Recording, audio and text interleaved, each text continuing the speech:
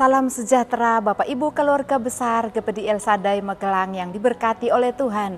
Kembali kita akan menikmati kebenaran firman Tuhan di dalam Hakim-Hakim pasalnya yang ke-8. Kita akan melihat ayat 1 sampai ayatnya yang terakhir, ayatnya yang ke-35. Namun saya akan mengajak Bapak Ibu Saudara untuk membaca pada ayat 1 sampai ayatnya yang ketiga. Hakim-Hakim 8 ayat 1 sampai ayat 3, demikian bunyi firman Tuhan. Lalu berkatalah orang-orang Efraim kepada Gideon, "Apa macam perbuatanmu ini terhadap kami? Mengapa engkau tidak memanggil kami ketika engkau pergi berperang melawan orang Midian?" Lalu mereka menyesali dia dengan sangat. Jawabnya kepada mereka, "Apa perbuatanku dalam hal ini jika dibandingkan dengan kamu? Bukankah pemetikan susulan oleh suku Efraim lebih baik hasilnya dari panen buah anggur kaum Abiezer? Allah telah menyerahkan kedua raja Midian itu, yakni Oreb dan Sib, ke dalam tanganmu. Apa yang telah dapat kucapai jika dibandingkan dengan kamu?" Setelah ia berkata demikian, maka redalah amarah mereka terhadap dia. Puji Tuhan, Bapak Ibu Saudara yang dikasihi oleh Tuhan Yesus. Kita memasuki renungan kita firman Tuhan Hakim-Hakim pasal 8 ini.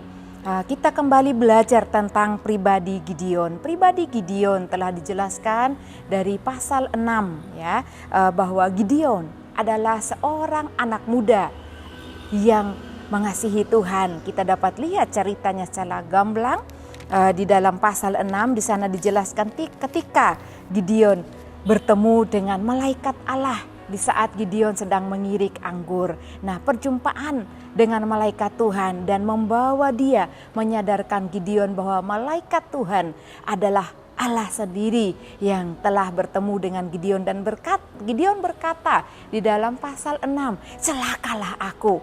Kenapa Bapak Ibu? Karena Gideon bertemu dengan Tuhan.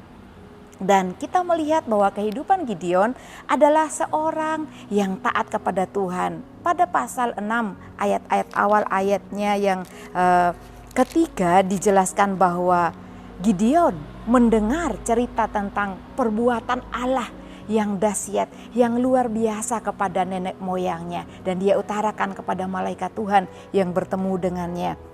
Dan kisah Gideon Bapak Ibu kita lihat pada ayat-ayat selanjutnya dijelaskan Gideon menyembah Allah.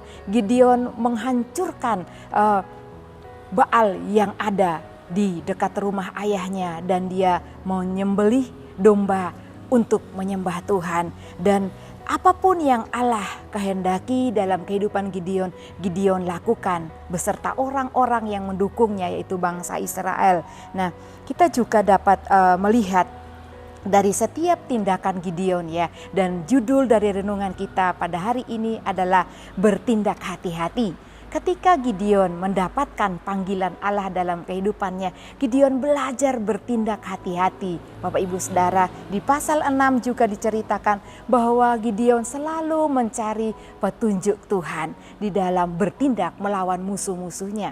Bahkan ketika maju berperang yang terakhir untuk masuk ke pasal 8 ini, memilih tentara-tentara yang akan maju berperang.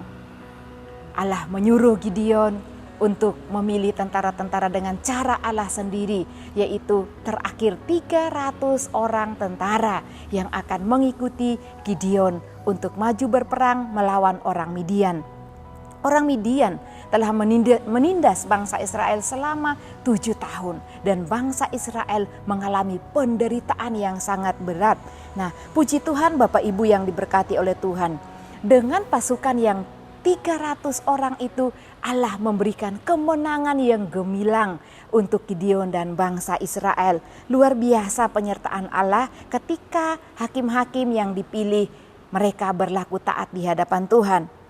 Dan dalam pasal 8 ini kita melihat ayat 1 sampai ayat yang ketiga di sana menjelaskan jawaban Gideon terhadap orang Efraim yang merasa sakit hati karena tidak diajak oleh Gideon berperang. Tetapi dengan hikmat Tuhan, dengan perkataan yang penuh kasih, yang rendah hati, Gideon dapat menaklukkan suasana hati orang-orang Efraim. Dan dikatakan pada ayat yang ketiga bahwa redalah amarah mereka terhadap dia, terhadap Gideon. Nah, di dalam ayat 4 sampai ayat yang ke-21 juga kita dapat melihat penjelasan firman Tuhan bahwa Gideon mengejar kedua raja Midian itu.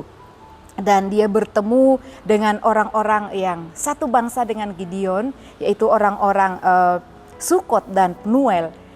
Ketika dia mengejar kedua raja yaitu Salmuna dan Raja Sebah.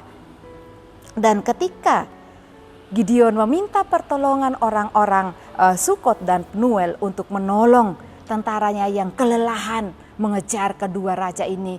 Orang-orang Sukot dan Pnuel menolak untuk memberi pertolongan kepada 300 tentara yang kecapean itu. Sehingga di situ menimbulkan amarah Gideon terhadap orang-orang Sukot dan Pnuel. Nah, Bapak Ibu juga dijelaskan dalam ayat 4-21 di mana Gideon membunuh kedua raja Midian itu, yaitu Raja Salmuna dan Raja Zebah. Allah kita adalah Allah yang luar biasa. Ketika dia menjanjikan kemenangan kepada Gideon, Allah menepati janjinya. Dan pada ayatnya yang ke-22 sampai ayat yang ke-33 di sana menjelaskan Gideon menolak untuk menjadi raja bangsa Israel ketika bangsa Israel memuji dia, bersyukur, bangga atas kemenangan prestasi yang diraih oleh Gideon dalam peperangan yang menuai kemenangan bagi bangsa Israel. Dan Gideon juga dijelaskan pada ayat-ayat tersebut dia membuat baju efod bagi dirinya, Bapak Ibu. Nah, Gideon juga dijelaskan pada ayat-ayat selanjutnya ya, dia memiliki anak sebanyak 70 orang dari istri dan para gundiknya, dan dijelaskan bahwa Gideon meninggal ya, dan bangsa Israel jatuh kembali ke dalam dosa. Mereka menyembah kepada Baal pada ayat yang ke-33. Nah, Bapak Ibu, dari kisah yang panjang ini dalam pasal 8, kita dapat belajar mengambil pelajaran rohani yang kita dapat terapkan dalam kehidupan kita. Untuk berhati-hati di dalam tindakan apapun yang kita kerjakan, yang kita lakukan selama kita hidup di dunia ini. Dan bukan cuma tindakan, pikiran kita, perkataan kita selalu bertindak hati-hati. Nah, pelajaran rohani dari kisah Gideon dan bangsa Israel. Yang pertama, untuk kita bertindak hati-hati, kita melihat dari Gideon. Ketika Gideon dan 300 orang kelelahan, capek, mereka minta tolong kepada orang Sukot ya. Ternyata mereka menolak untuk menolongnya. Gideon menjadi marah. Ia sangat marah. Bahkan dia berjanji akan menghancurkan, membunuh mereka. Nah, Bapak Ibu, ada amarah yang timbul dari Gideon. Dengan rasa lelah yang ia rasakan membuat dia tidak menguasai, tidak berhati-hati menguasai hatinya. Sehingga dia kurang mengendalikan hatinya, dia marah kepada orang Sukot. Nah, Bapak Ibu, kita juga dapat melihat bahwa di dalam segala situasi kita harus bertindak hati-hati agar kita tidak menjadi mudah marah melakukan hal yang di luar kehendak Tuhan. Nah, yang kedua yang kita belajar dari pribadi Gideon pada ayatnya yang ke-23 adalah benar ungkapan Gideon untuk menolak ya. Kita lihat kembali ayat 23, dijelaskan ayat 23 berkata demikian.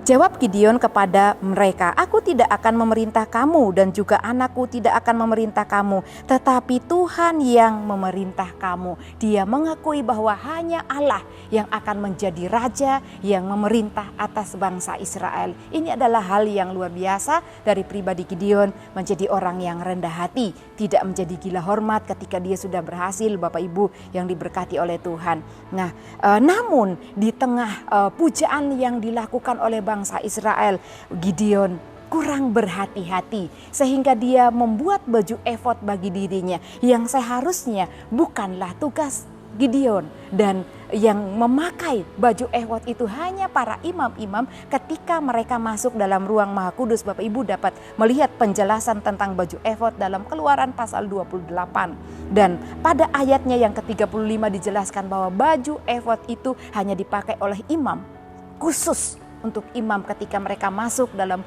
ruang Maha Kudus mencari kehendak ilahi, mencari jawaban-jawaban daripada Allah. Nah, Gideon membuat baju efod ini dengan tidak bermaksud untuk menyesatkan bangsa Israel. Tetapi kalau kita melihat dalam pasal 8 ini dijelaskan pada ayat yang ke-27 bahwa baju efod tersebut menjadi jerat bagi Gideon secara khusus dan keluarganya, juga menjadi jerat kejatuhan bangsa Israel untuk menyembah kepada baju efod. Kita baca pada ayat yang ke-27. Kemudian Gideon membuat efod dari semuanya itu dan menempatkan di kotanya.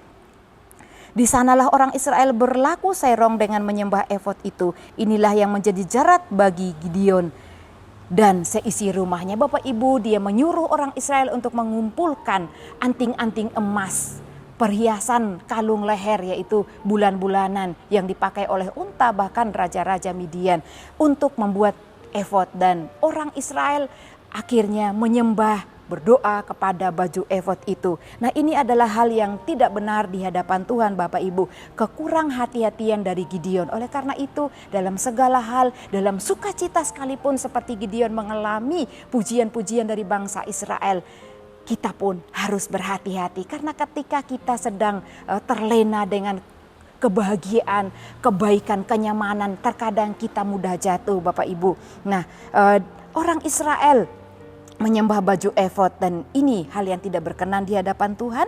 Dan kita melihat juga dari sisi bangsa Israel. Puji Tuhan Bapak Ibu, kalau sampai saat ini kita menjadi anak-anak Tuhan yang terus setia kepada Tuhan. Bangsa Israel dijelaskan ketika Gideon telah meninggal, ya, 40 tahun mereka aman dalam perlindungan Tuhan. Tetapi ketika hakim-hakim Gideon telah meninggal, mereka kembali menyembah kepada Baal. Ayat 33. Setelah Gideon mati, kembalilah orang Israel berjalan serong dengan mengikuti para Baal dan membuat Baal Berit menjadi Allah mereka. Bapak Ibu yang dikasihi oleh Tuhan, bertindak hati-hati adalah suatu hal yang baik kita lakukan. Pesan ini juga pesan Allah kepada Yosua dalam Yosua 1 ayatnya yang ke-7. Ketika Tuhan berfirman kepada Yosua untuk dia tetap kuat dan bertindak hati-hati supaya jalannya lurus dan berhasil di hadapan Tuhan. Nah, Bapak Ibu, ketika Tuhan memberikan keamanan, kenyamanan yang luar biasa kepada bangsa Israel, ya, mereka berada dalam zona nyaman, dan zona nyaman ini membuat mereka jatuh kembali. Mari kita bertindak hati-hati ketika kita mengalami duka cita, ketika kita mengalami keberkatan, sukacita yang luar biasa. Tetaplah hati-hati supaya kita tetap pada kebenaran Tuhan. Haleluya, puji Tuhan. Tuhan Yesus memberkati kita semua Bapak Ibu. Mari kita akan bersyukur kepada Tuhan atas setiap penyertaan Tuhan di dalam kehidupan kita, supaya terus kita bertindak hati-hati di dalam kehidupan kita. Mudah untuk mencari Tuhan ketika kita sakit, mengalami kesulitan, kesusahan. Tetapi kadang-kadang ketika kita merasa aman dan baik-baik saja, mengalami sukacita, kita melupakan Tuhan. Puji Tuhan, mari sama-sama bertindak hati-hati dalam setiap langkah kehidupan kita. Kita berdoa bersama-sama. Terima kasih Bapa yang baik, kami mengucap syukur buat kebenaran firman-Mu. Engkau Allah kami yang mengasihi kami, supaya kami terus berjalan sesuai dengan kebenaran firman-Mu dan terus bertindak hati-hati dalam pikiran, tindakan, hidup kami di hadapan Tuhan. Dan kami mengucap syukur kepadamu Tuhan, karena begitu besar kasih-Mu ya Allah, sehingga Engkau mengaruniakan anak-Mu yang tunggal, supaya keluarga besar GPD El Shaddai Magelang yang percaya tidak binasa, melainkan beroleh hidup yang kekal. Tolong keluarga besar GPD El Shaddai Magelang terus hidup dalam percaya yang teguh di dalam nama-Mu ya Tuhan. Engkaulah Yesus Juru Selamat kami. Engkau Allah yang berdaulat dalam kehidupan kami. Terima kasih Bapa yang baik. Ini doa dan ucapan syukur kami di dalam nama Tuhan Yesus Kristus. Haleluya. Amin.